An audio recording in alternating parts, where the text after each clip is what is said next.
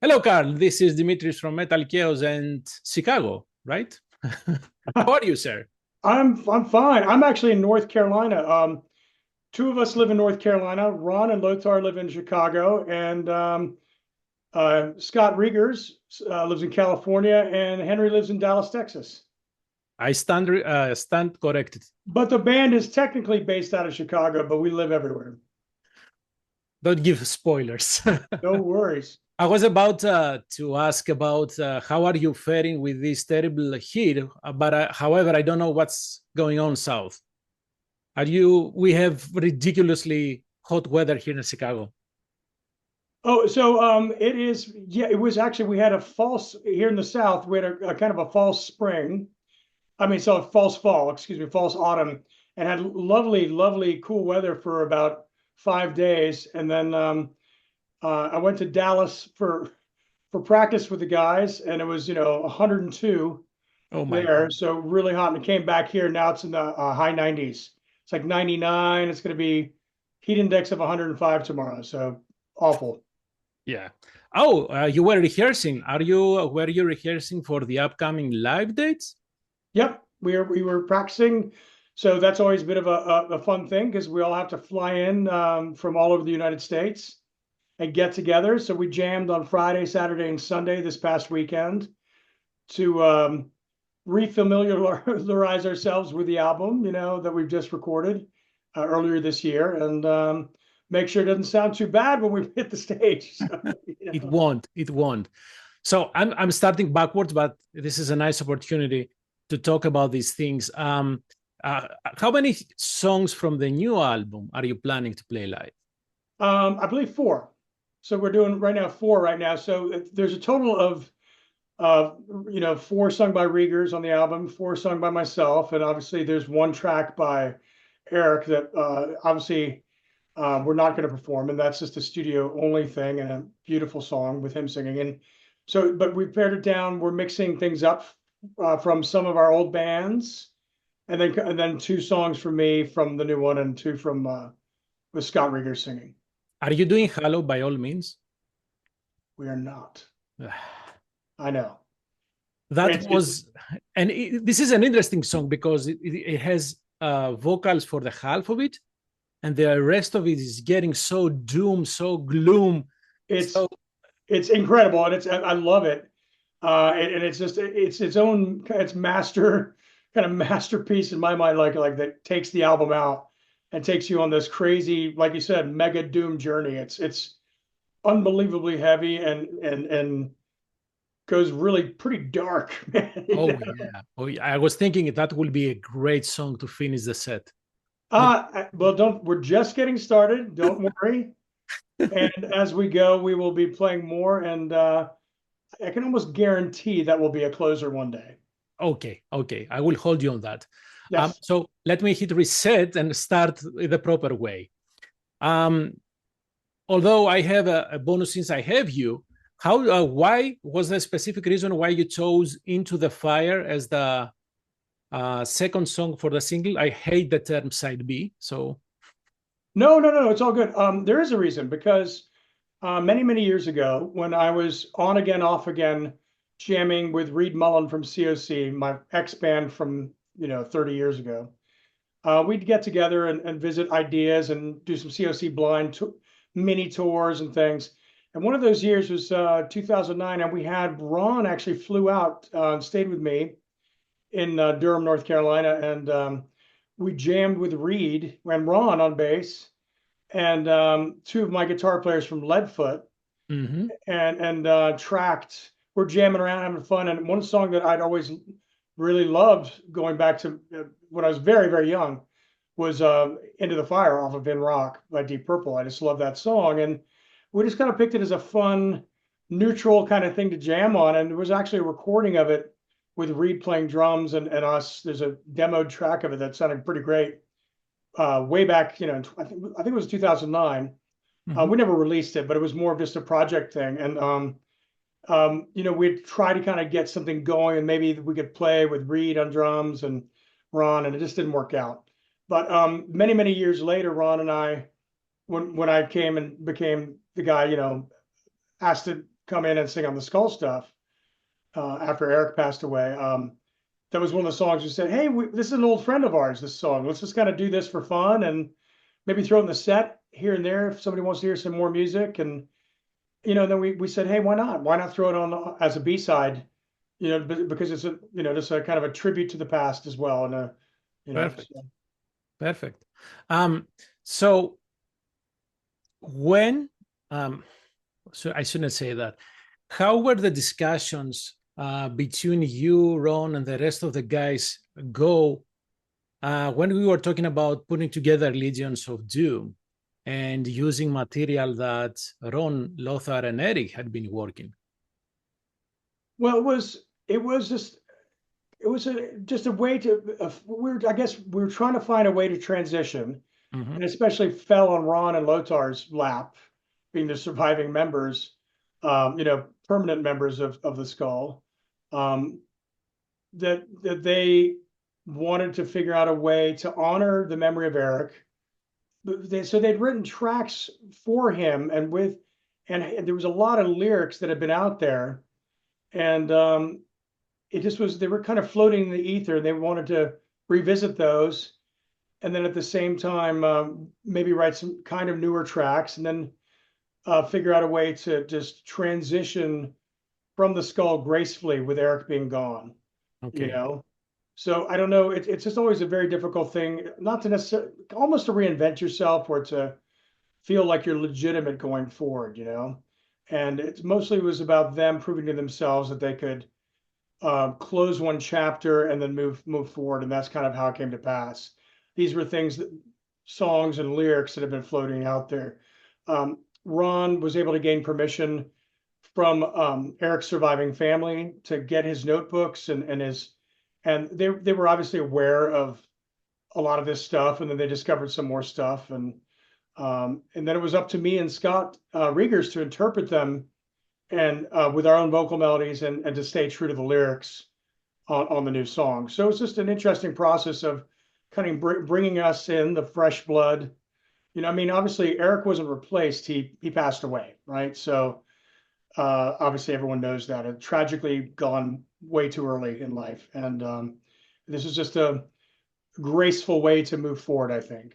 Really, I agree, and I will add to that I believe it's kind of a therapeutic way for the rest of the band, right? To close the chapter, but still keep some of that alive, if you may, because music will never die, right? Will never go away. No, you're right. The best tribute to pay by playing the music and keep this legacy. Right. And I'm glad that's exactly correct. Yeah.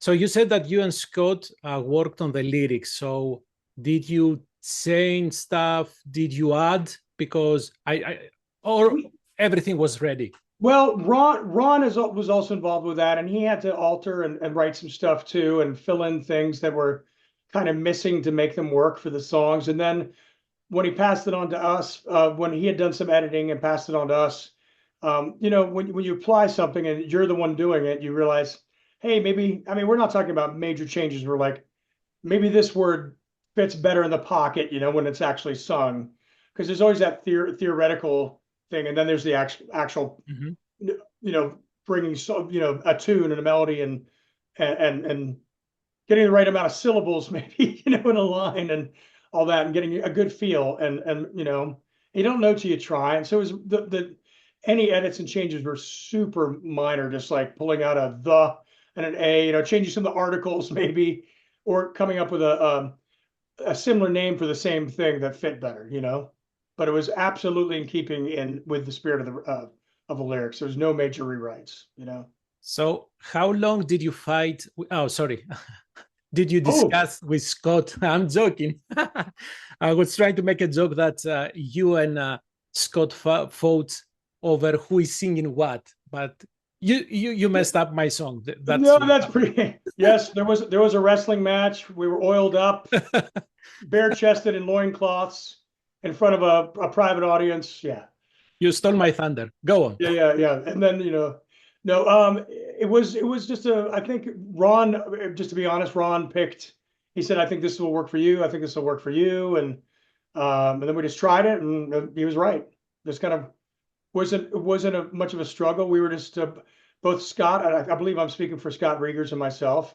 We're just happy to get what we got, and to interpret it. I would have been happy to sing any of the songs. I just sing the ones I do. However, my question, and I'm not professional in any way, in any stretch of the word.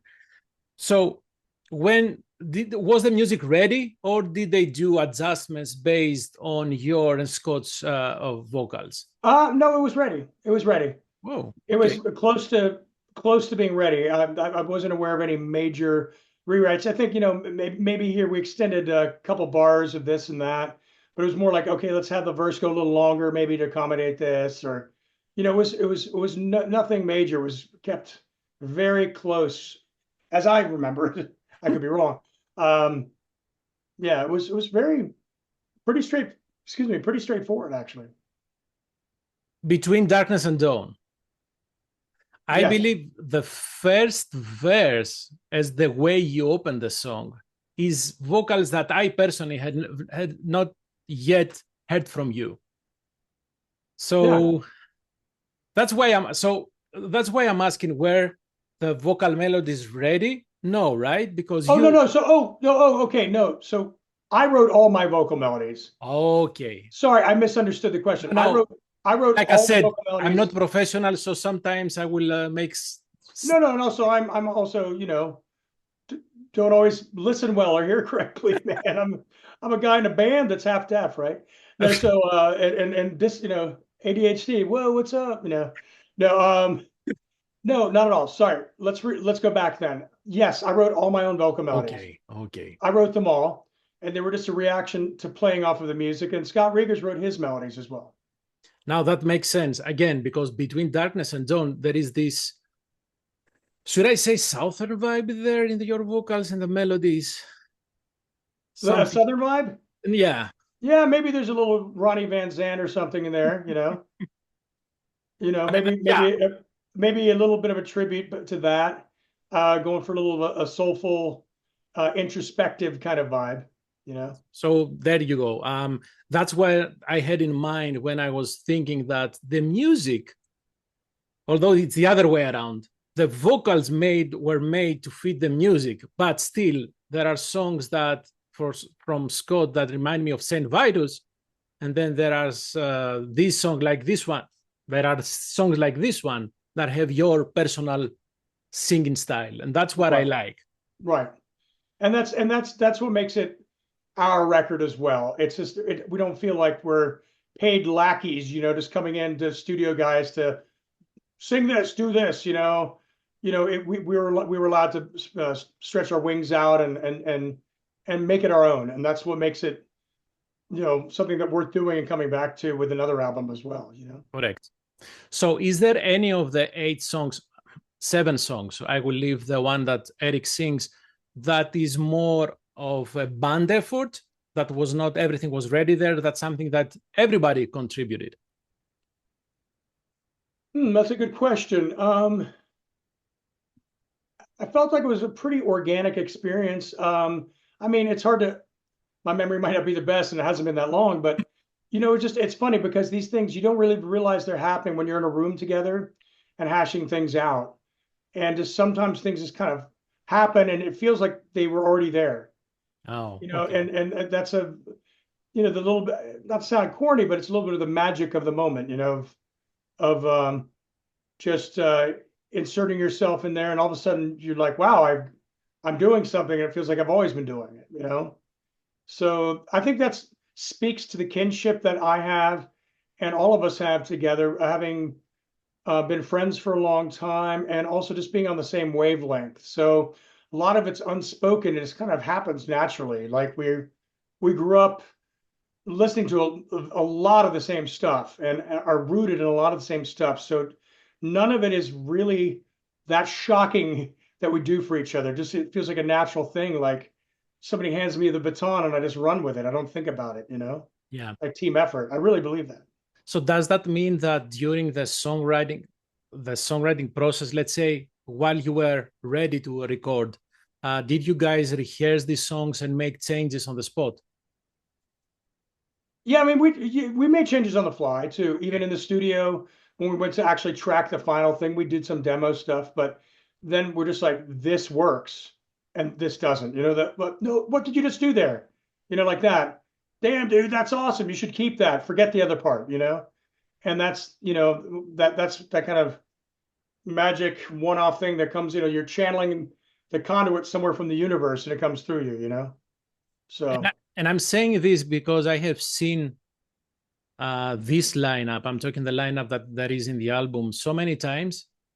And each and every time I could sense that you guys, the way you work together becomes better and better. And I think that is the album is the end result of that, kind of what led you to create this album. I think you're right. I mean, yeah, it just felt natural. You know, I mean, coming in for me also when I was just doing the Skull material, you know, when I came in to do dates, basically the tribute memorial shows, and then Yeah. the initial runs through Europe of, you know, just doing Skull stuff, and we hadn't morphed into the idea of doing the Legion's identity. I was given free reign, obviously, I had to sing Eric's words, but I was given the ability. I cannot be him. I will never be him. He's his own amazing singular voice out there in the wilderness in the universe, eternal. And I couldn't. These are massive shoes to fill, massive like canoe size shoes to fill. You know, so I stepped into that, but I was given the leeway and the luxury of being allowed to bring my own voice to it and not facing criticism for that, just to interpret it my best way, obviously to keep the melodies the same, but I was never going to try to ape his voice or imitate it because it can't be done. He's unique, you know? And so I think that's what started it, that feeling like it's okay to interpret things and to make it your own, you know? I don't know if that answers the question, but No, it that's, does. yeah. However, you use the word criticism. Have you received any type of criticism about? Oh, no, no, no. Actually, surprisingly not. Not to my face. Surprisingly, why, man? No, and I got to be honest. You know what the trial by fire was in my mind is when we did we got what 8 or 9 shows. I think it was booked. You know, this is the year before last in late 2022. I think it was. We Okay. went overseas. You know, did a bunch of dates in Europe initially. The first run over there with me and just doing the Skull material. We threw a couple little things in there.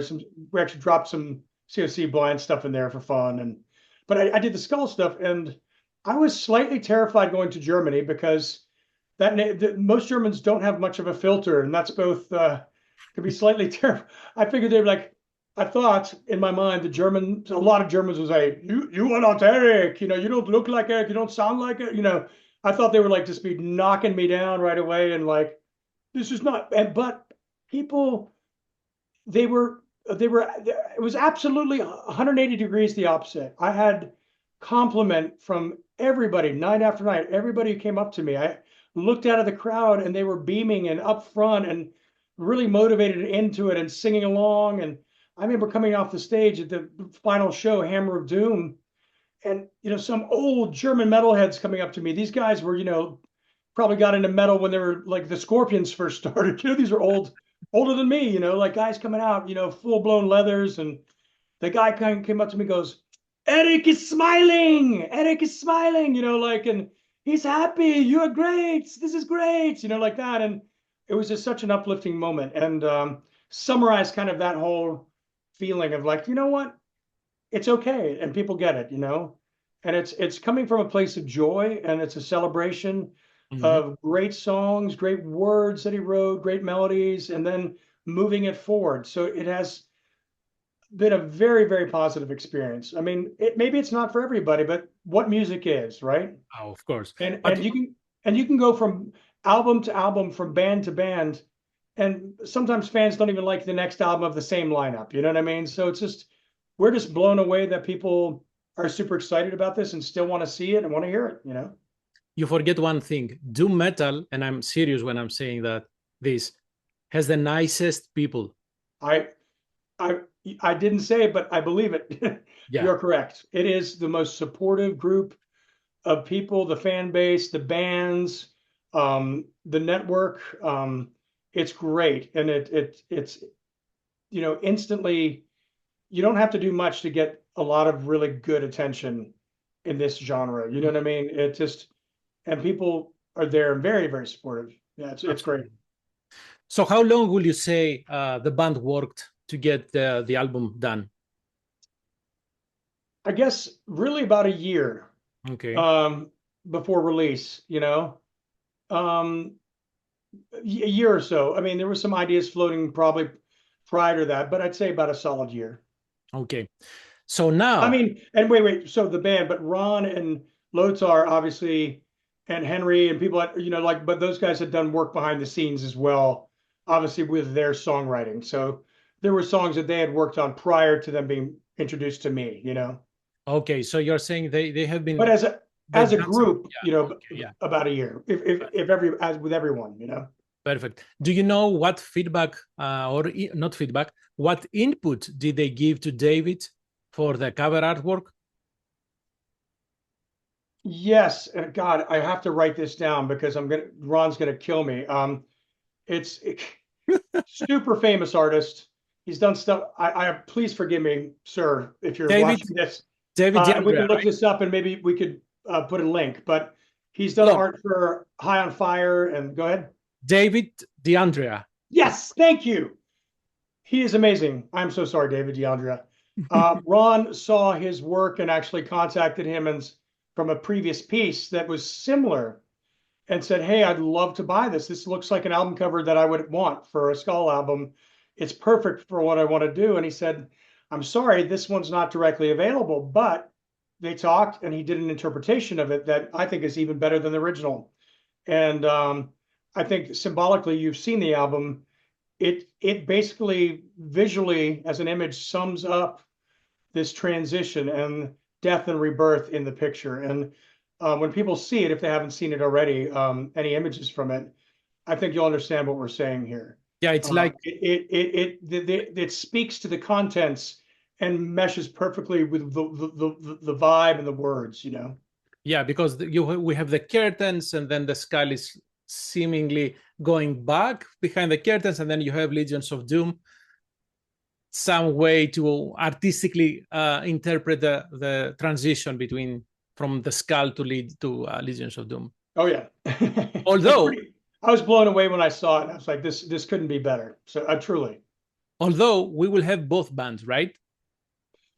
Oh, as in the Skull and Legions of Doom. Yeah. I mean, Ron and Lothar and everybody else, but the Skull always reserves the right to go out and play just a straight Skull set to honor those old songs. And if there's people that want to hear it, the band will do it. And I love doing it. So I'm happy to do both, and blown away I get to do both. And sometimes Legions is allowed to kind of take Skull and then a lot of other stuff, but Skull is, pretty much more straightforward of just playing stuff off the previous albums. So that's exactly why I was asking. I was thinking that if we have both bands playing live, then Legions of Doom will have a way different set list without touching any of the Skull material. I may be wrong though. No. And I think here and there we may slip a song in from the Skull that makes sense in the set, but that's just kind of based on set times and who wants to and what feels good in a transition in a good sequence in a set. So it's a lot of times Ron just basically writes the set list and comes up with a good flow, and he's really good at it. So as you may know, in Chicago, we're playing Heavy Chicago too. Yes. November 2nd, we are playing Saturday night, and we're playing as the Skull. And then November 3rd, we're playing Heavy Chicago as Legions of Doom. That's Sunday night, I believe. For whatever the reason, I have them backwards. Oh, you know what? But probably because I have them backwards. But who knows? All you have to do is go to any social post by them or website for Heavy Chicago 2, and it's out there. Okay, so the truth is that we will expect different set lists for both nights. Yes. Perfect. And then you start on 12th of September. You have the pre-party in Brooklyn, New York. Yes, we're doing that. Yes, we're doing that. That's the album release. We'll officially TP. Our Okay. label is based in New York, and they'll be there. And obviously, we're dedicate everything to the memory of Dave Sweetapple, who passed away. He was one of the top guys there, and it's absolutely tragic. He passed too soon. But Kenny obviously is the big man in charge there, and we'll be up there doing the opening night, the pre-party, and headlining that. And then the next day we go to Braintree, just outside of Boston, and then Raleigh, my hometown essentially, for me and the other guitar player Scott Little, which is great. And then a week later we play Ripple Fest Correct. that Friday night as well. And then November you have the 2 days in Yes. Chicago. Do you have other tour dates planned? We do not. They are not yet booked, but they're certainly being talked about. And I'm not at liberty to discuss, but there are ideas out there. Can you say at least in which side of the Atlantic? Probably early next year, probably Europe. Okay, so it's Europe. Okay. But there will definitely be more in the United States. I think it's just all timing because things, the clock starts ticking and the end of the year is going to be here tomorrow. You know what I mean? Oh yes. Yeah. Oh yes. Time waits for no one. You filmed and released a video for All Good Things. Are there plans to release another one? Possibly. I'm not sure to what extent if it's gonna be a lyric video or how high production it will be. But yeah, there's talk about getting some really good live footage here for all the different places we're playing coming up in the next 5 shows or so, or 6 shows. Mm-hmm. And we're hoping to get as much cool footage and then see what we can piece together, combined maybe with some wild artistic direction. Yeah. So we'll see what happens, but there's talk about it for sure. And during our discussion, you mentioned something about the second, let's say, Legions of Doom album. Has the band at any shape or form started working on more music? I'll just say this, is that between all the players, between Henry Vasquez, who's also a great songwriter and not just a drummer, believe it or not, and then Scott Little, who played in Leadfoot, COC Blind, King Hitter. I've played with him on and off since 1999. Mm-hmm. He is a riff master. He's a really great songwriter. He's got a ton of stuff. And then, of course, Lothar and Ron have a ton of stuff. So there's always stuff in the works. We just are looking forward to getting in the room, when our focus is on that. And I think we'll have the new album written fairly quickly. And it's going to be, the idea is to get it out ASAP next year, in my opinion. So perfect. Karl, anything else that you would like to add and I forgot to ask? No, that's it. That's it, man. I think I'm going a little late for another interview I'm supposed to be on with, but that's okay. Hey, if they want it, they'll let me in and they won't cancel. Thank you very much. It's been a real pleasure, and sorry I was a minute or two late there. I was no worries, running around, but thank you very, very much. I really appreciate it, man. Absolutely. See you on stage. See you in Chicago. Bye, man. Bye. Thank you.